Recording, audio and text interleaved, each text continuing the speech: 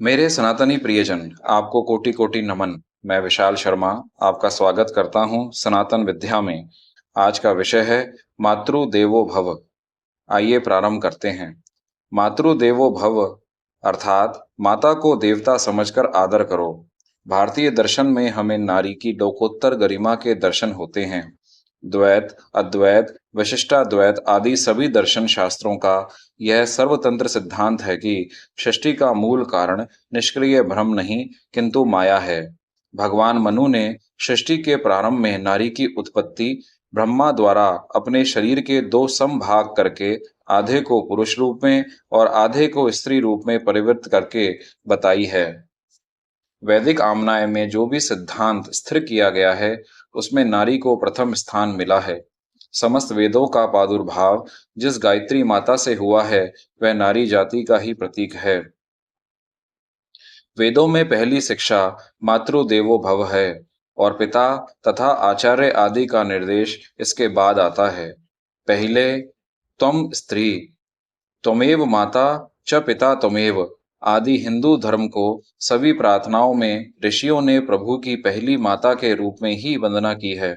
आश्विन तथा चैत्र के नवरात्रों में कुमारिका पूजन के रूप में आज भी प्रत्येक हिंदू स्त्री जाति के प्रति अपने चिरंतन सम्मान को दोहराता है।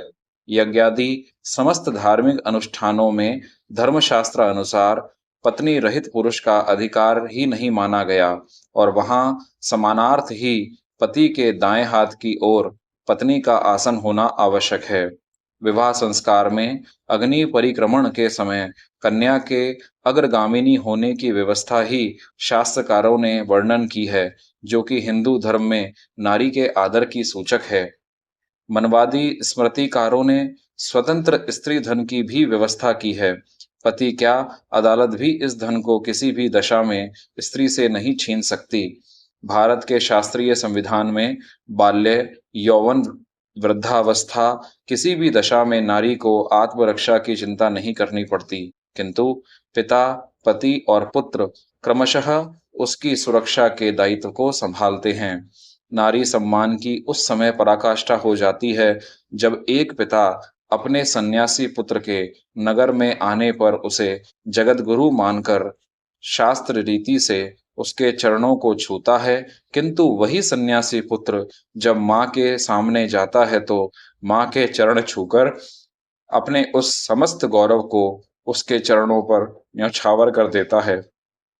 स्त्री सम्मान के लिए मनु जी ने यहाँ तक कहा है कि जिस घर या परिवार में स्त्रियों का सम्मान होता है, उस घर के स्वर्ग तुल्य होने के कारण देवता रमण करते हैं।